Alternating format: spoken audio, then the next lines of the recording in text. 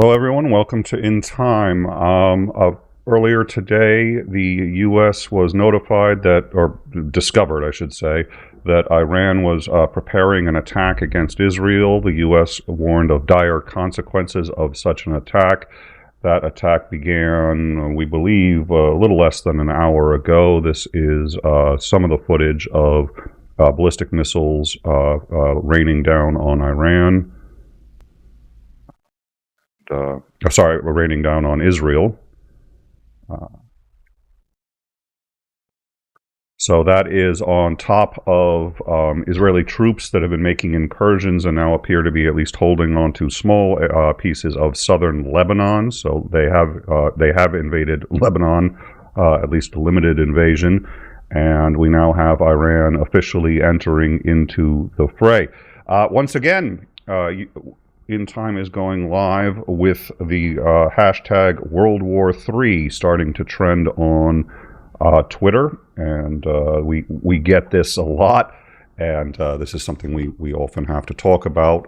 So that's one of the reasons why I asked Lance, who has graciously muted to cut out his background noise. I'll remind him as I ask him now. Lance, it's really the way we prepare. We actually, when he's talking about the Middle East, we often just mute him on our side, and we're just like, oh yes, oh yeah. So, Commander, what can you tell us about what is going on? Not a whole hell of a lot. We know that Iran has fired missiles at Israel.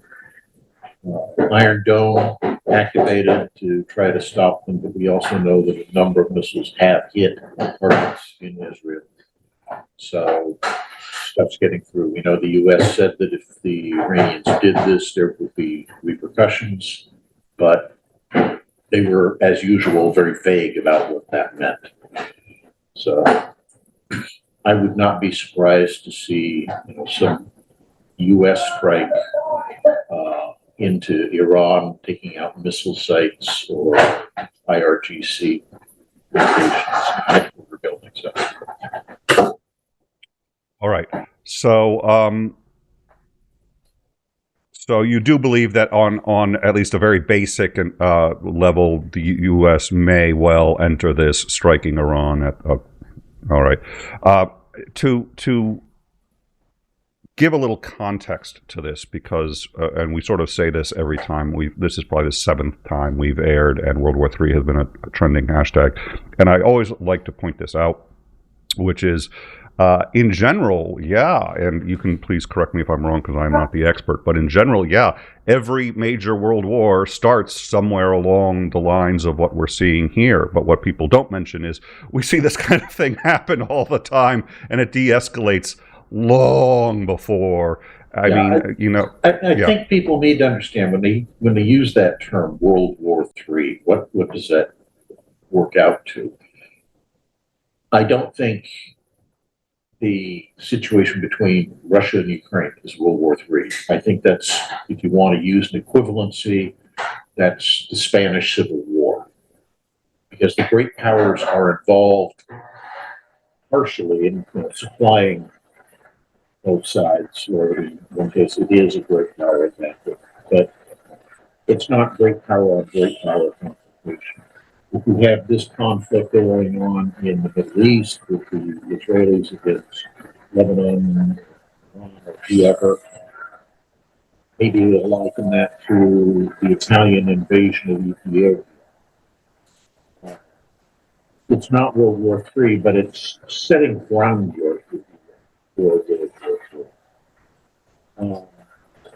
until you get a great power on great power confrontation, I don't think you can realistically call it World War III. But as we have all these little brush fires popping up, the tension level is ratcheting up to great powers. And I think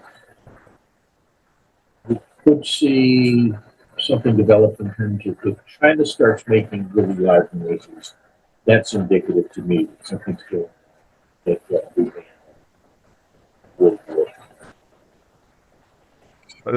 one of the examples I also give is like when Pakistan, purportedly at least, released control of tactical nuclear weapons to the field when they were fighting with India over the Kashmir region. And everybody was like, "Oh my God, that's it!" Because if they detonate a nuke, we are required by treaty to defend India, and Russia was required to engage on the side of Pakistan. So World War III was trending, and everybody was freaking out. Actually, I don't think Twitter existed back then, but it was something that if you talk to people, everybody was freaking out, and it's sort of like World War III is fortunately harder to start than everybody thinks it is. Unfortunately, it's easier to start than it should be, and you'd think would have more common sense. But that notwithstanding, I think, and people have asked why we haven't covered what's been going on really since the pagers, which when the pagers went off, we sort of talked about what that meant and what was going on, but we've kind of stayed out of it in terms of breaking news. We almost started to cover it during the ground invasion, but one of the reasons is because where's my glasses? One of the reasons is because they've been doing this for several thousand years that they've been going at it, and so out of curiosity, Commander, what do you think is the most probable outcome that you could see going forward from here? I think we're going to see Israel do something to establish a buffer zone in southern Lebanon. They may occupy a significant portion of the border area because they want to stop all the mortar and rocket fire that keeps coming across and hitting targets inside Israel. And the only way to do that is to occupy 10, 20 miles of terrain in southern Lebanon. So I think that may be their goal there.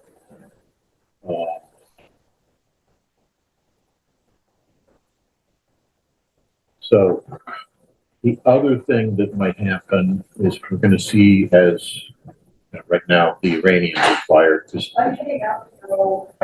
Hezbollah is an Iranian proxy. So when Israel attacks Hezbollah in Lebanon, they're effectively attacking Iran. Iran is therefore forced to do something to show that they're mad about it, so they launch missiles at Israel, because that's all they can really do. And now you end up in that escalatory spiral where Israel now has to do something to Iran, not just Hezbollah, but to Iran proper, to show that they don't like having that done to them, and so on and so on. Keep ratcheting. The key is not to get a great power involved, because when that happens, you risk getting the other great powers involved, and suddenly you do get a world war. All right. So, in your view, if I understand correctly, in your view, then any U.S. retaliation really wouldn't be an escalation. It would be symbolic more than anything else. We would hit a few of the sites that they've attacked from. They would presumably know this ahead of time and maybe even evacuate those sites. We would hit sites in Iran. And Iran is fully aware that Iron Dome would presumably protect against most of the missiles. There'd be enough damage that they could say, look, see, we participated, we helped our brothers and sisters, and meanwhile, they're still going to have to figure out just how interested Israel is in Lebanon. Now, you had said that Hezbollah is basically a proxy for Lebanon. So essentially, and you've said this before too, that Lebanon really doesn't have its own fighting force in general. If it would need one, it would have relied on something like Hezbollah to do it. Hezbollah was one of the largest military powers in the region, barring Israel. So another thing that you've pointed out several times, and we've got one or two people have mentioned just recently, which is that there is a motive for at least one person in Israel to keep stirring the hornet's nest at all costs and despite the number of lives. Who is this person, and what is that motive? Well, that's Benjamin Netanyahu, because he's under all sorts of indictments right now. because Israel has its legal system structured the way it is. As long as he occupies prime ministership, they can't prosecute him for those unless they get passed something through Parliament to get that done. So to stay in power, he kind of needs to generate this churn, this constant chaos, so that they're at war. Nobody wants to change leaders in the middle of a war, so he kind of keeps this going so he can stay in there and not have to face the music on the legal system side. If he were removed from the picture, sudden heart attack, or enough of, say, the centrists, which, I mean, I shouldn't say the centrists, but the mid-right party, which is the one that the largest party, but they're a plurality, not a majority. If enough of them defect in such a way that he loses the prime ministership, what would you anticipate would be the effect on the region? Well, the immediate effect would be, I think, a lessening of violence. I think that they would start, they being Israel, would start ratcheting down the amount of damage and ruthlessness they're using to attack Hamas and Hezbollah. The trouble is they won't stop it entirely. They can't, because Hamas and Hezbollah continue to attack Israel. And they're not willing to come to the table and talk. And similarly, their backer, Iran, isn't willing to come to the table and talk. So that's one of those situations that is reminiscent in some ways of the Northern Irish Troubles period, where nobody was willing to give an inch. You had this horrible violence that continued for decades. So that may be what the Israelis have to face, regardless of who's in charge. It's just you can't get both sides to come to the table until both sides are too tired of continuing the war. Iran has recently signaled that they are willing to restart the nuclear deal, which is one of a couple of things in my book. Either it is genuine, in which case it, to me, suggests a level of trust that we certainly have not earned, given what happened the last time, or stupidity on their part, given, again, what we did the last time, or is not genuine at all, and is just they're putting that out there so that they can then retract it if and when we do something stupid. What do you think is their intentions regarding restarting the nuclear deal? I think they would like to have the deal restarted because the sanctions are kind of hurting them economically, and the mullahs aren't idiots. They realize they need to keep the people happy, at least somewhat. So getting the economy back up so that people aren't idle, because idle people who are hungry go into the streets and protest. They're seeing a lot of that. So if they can get the economy restarted by going back into that deal, and I think legitimately they would try to, slow down, if not halt entirely, the nuclear research. I think it's legitimate if they're saying they're going to do that, because part of the deal is that the West has to be able to inspect their sites to make sure that they're not continuing the research, purifying the radioactive material to make bombs. Well, the deal is genuinely very good for them. I mean, it's almost a complete lifting of sanctions, except for anything related to nuclear. I mean, it would revitalize Iran in a way that. Oh, absolutely. So yeah, I can see them. And the other reality is the upper echelon, the hierarchy in Iran, I think, would rather stay as far away from the U.S. as possible, just because religiously they dislike who we are.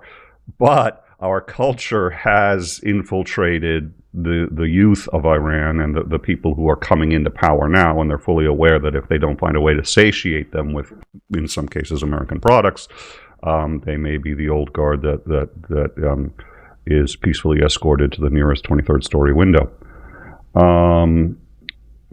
So, all right. We do have a couple of other things we want to quickly discuss. We have a show scheduled tonight on emergency preparedness. It is a topic on which 𝐒𝐨𝐻𝐿 is very well versed, and we think, especially in light of the catastrophic damage and the fact that really, unfortunately, it is a thin veil between us and the Hobbesian state of man, and that veil is usually electricity and a few other basic things, and when it goes out, things go south quick. So we figured it would be worthwhile to discuss that. That's scheduled for tonight. However, also, of course, because this is in time and I'm running the show, that means that scheduling is not done particularly well, and I have scheduled it right over the vice presidential debates, which we are thinking of covering. Now, obviously, because J.D. Vance is a vice presidential candidate, we would not be covering these debates as news. We would be covering them as comedy. So if we can get Sunday and or Brooks on board, or maybe just if 𝐒𝐿 and I are interested in covering it. I'm not expecting that it's going to be anything significantly newsworthy is going to come out, but I think our audience enjoyed the last debate we covered. I think it was worth covering, and we did have a great time, especially once Kamala really started spanking his ass. So we're not sure yet as to programming on that. Come join us on the Discord, and we'll keep you apprised of that. And we're also going to keep all of the current information, including, I believe, Sky News has a current feed of the attack. If you want to see that, that's in our Discord. So you can always check that out now. Oh, dear Lord, I just got notification from CNN. CNN, Israeli Defense Force says that Iran has launched missiles towards Israel. Good way to go, CNN. Obviously, CNN is getting its news from in time, which is ironic considering we're never on time. We're late, and CNN is just notifying. Okay. Thanks, CNN. Really appreciate the heads up there.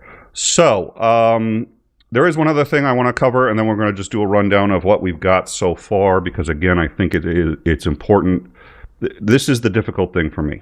We have been ignoring a lot of this recently, and there's a couple of reasons why. We would also like to see some more focus on Ukraine. Ukraine is still a very big deal. Everyone freaks out over the Middle East, and not without cause. But this is a war, really, that has been going on for thousands of years. No fucking joke. This isn't, and Lance and I had this conversation because would like to record more shorts where people can just sort of see the history of in about 15 minutes. And I said to him, knowing that it was going to at least be a challenge, I said, can you get me, a rundown that I can do in about 15 minutes of the history of Israel? And he's like, yeah, I'll work on that. And basically we're workshopping the thing. And he's basically like, okay, I've done my homework, and the only way to start is the Old Testament. It's like, if you're going to cover the whole thing, it's the only way to, if you're going to cover the whole thing, you have to start that far. And you pick, if you go back that far, it's almost impossible to really do it. So you have to kind of start at it roughly around World War I. World War I, which I think is... everything before World War I is mythic, ancient Israel, which really isn't something that exists until you get, thousands of years back. So it's better to just start it specifically at the time you get real talks about people establishing a separate Jewish state in that region. It does exist and we had covered the quote, two good Jewish boys who were talking about they really didn't care if they committed genocide against babies.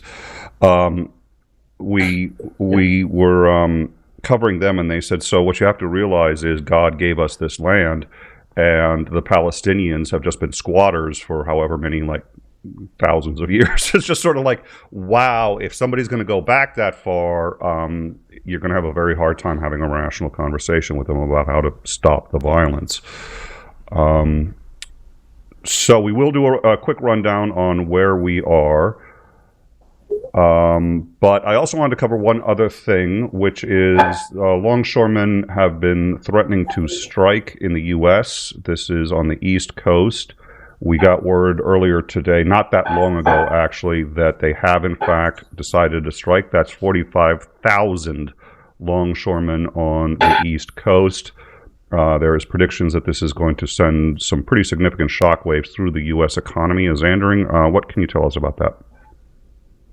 Yeah, this is a time where we kind of sort of have to start breaking out our extra hands, because there's a lot of conflicting stuff. It's not particularly great if they shut down the ports, and the longshoremen are the people who tie up the ships, they handle cargo, etc. So without that, your ports aren't actually functioning.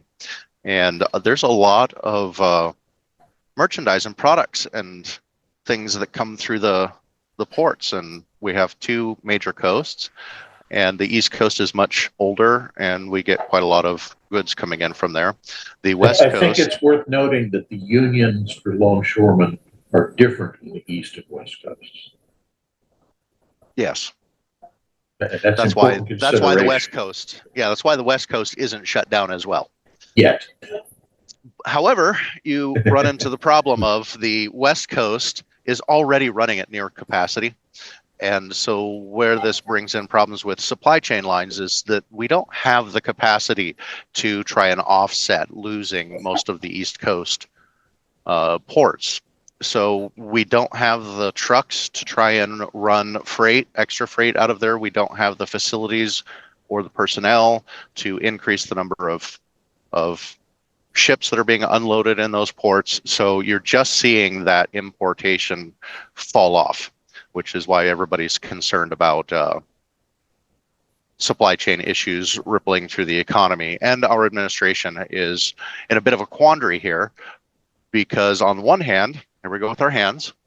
On one hand, they want they want the support of the unions. The administration has the authority and the power to end this strike.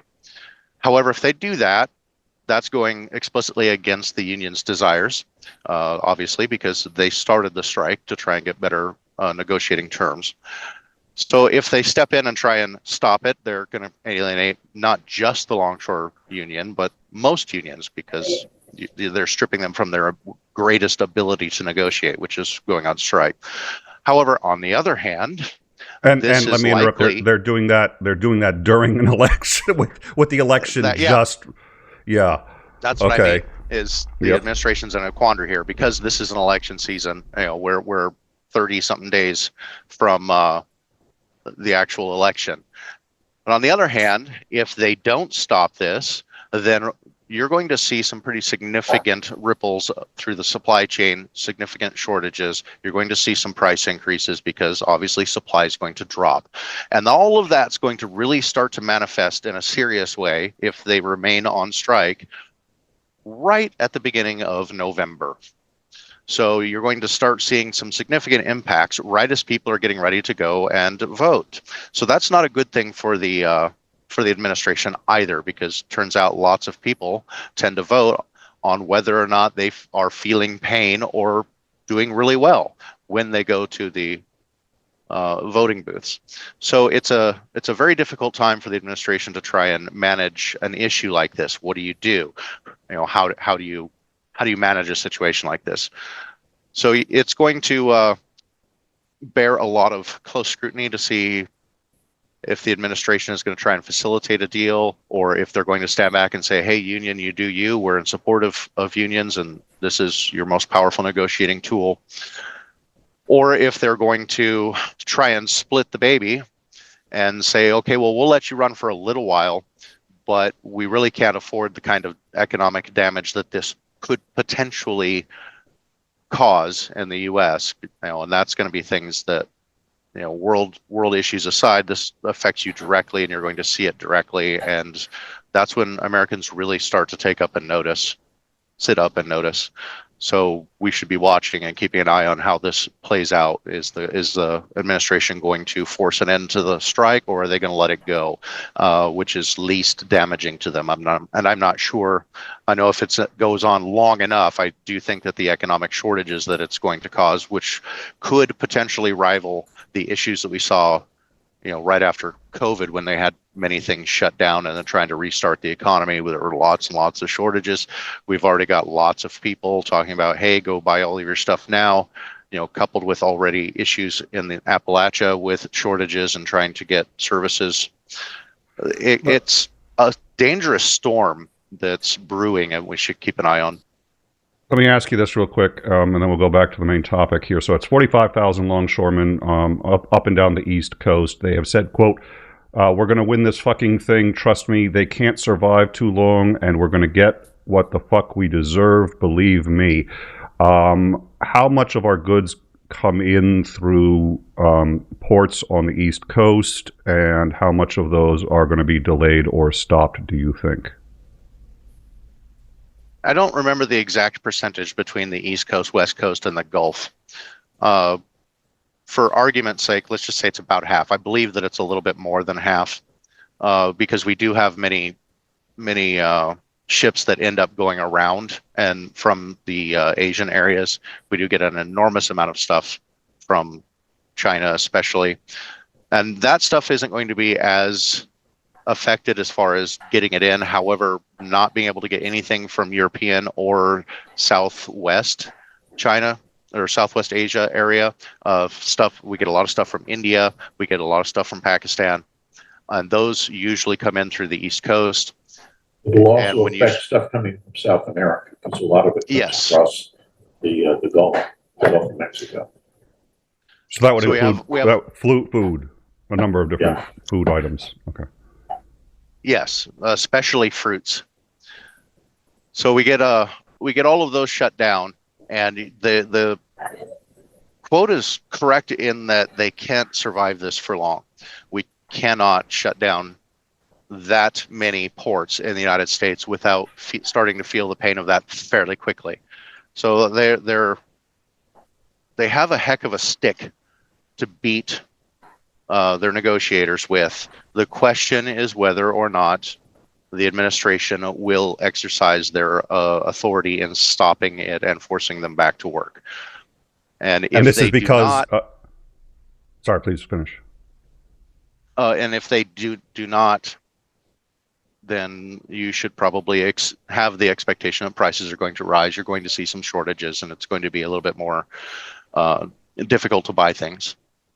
And the reason they have this authority is because this is, in fact, essential to the country. If they shut down permanently, I mean, if there's a sympathetic strike from the West Coast, anything like that, you'd end up with massive shortages of essential items across the country. So for that reason, it really is a national security issue, not necessarily external threats, but you can cause quite a bit of civil unrest, civil revolt, even shutting down that many imports, because the United States doesn't manufacture a whole lot, and its near-shoring efforts, while they've been picking up, are not nearly enough to transport over land. We don't have the resources to transport over land. We need those ports.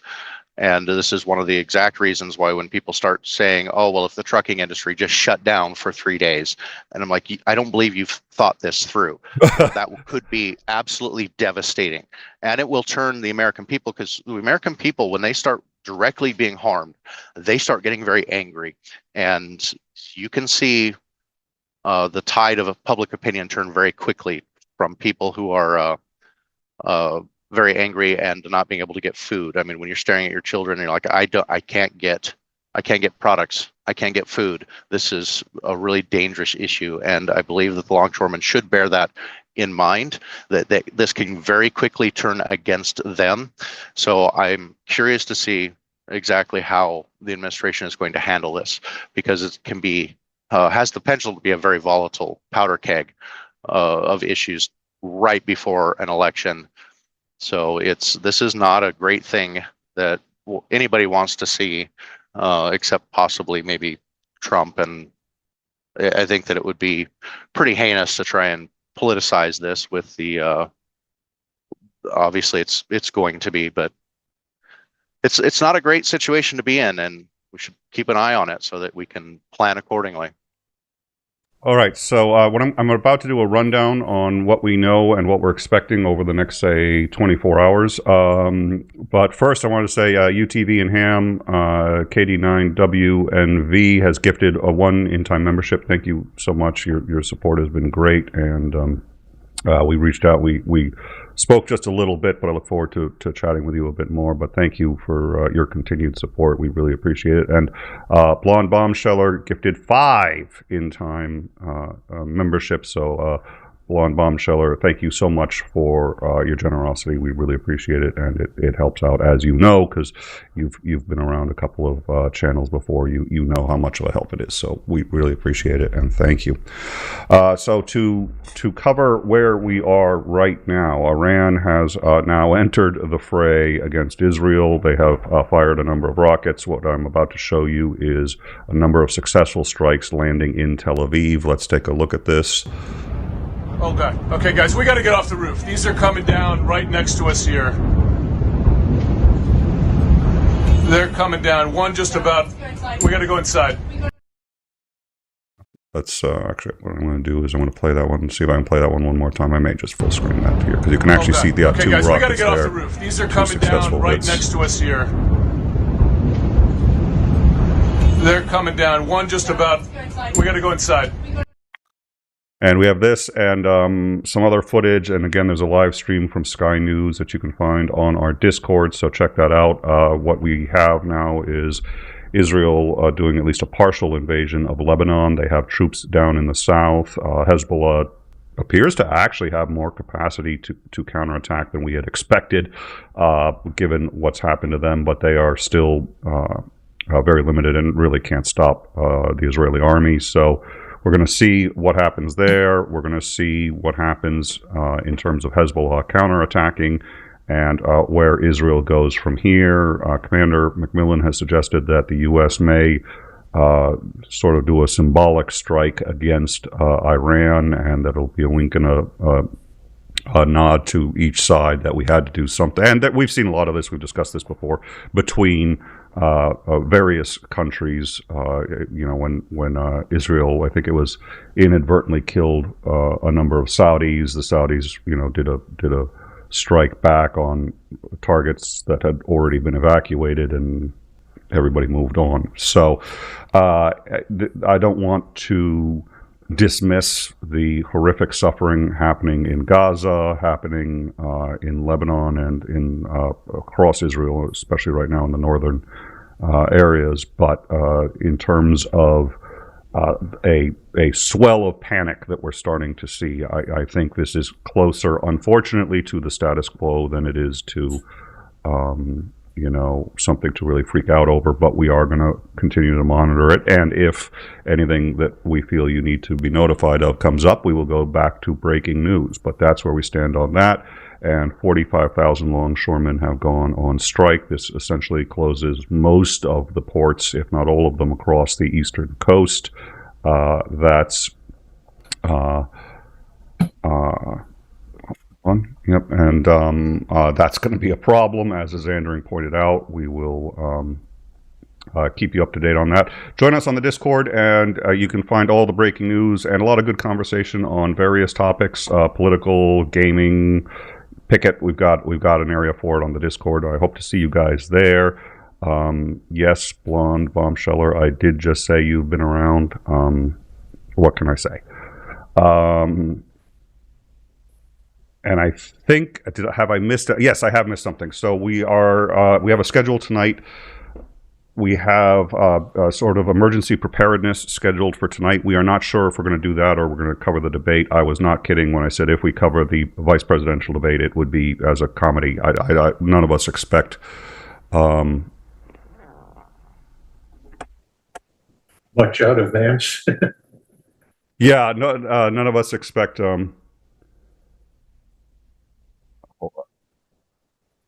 Yeah, vice presidential politics rarely seems to influence presidential politics. So if we end up covering it, it's mostly going to be, unfortunately, mostly entertainment, because I don't believe this is going to have much of an impact on the presidential race. I mean, I guess there's always the potential for some sort of bombshell to come out, or somebody, Vance or Walz may do something incredibly stupid, but that's so unlikely. And I doubt that anything like that's going to happen. There's a lot of coaching that goes on for these. So I'm unsure that we're going to get anything of significant political impact out of this. So we're expecting it just to be an entertainment feed if we go that direction. And we're going to see if we can get Brooks and Sunday on to join us for that. So we also have a little more discussion that's happening right now on the Discord regarding the current events, and yeah, I'm going to stand by on that. But thank you. So.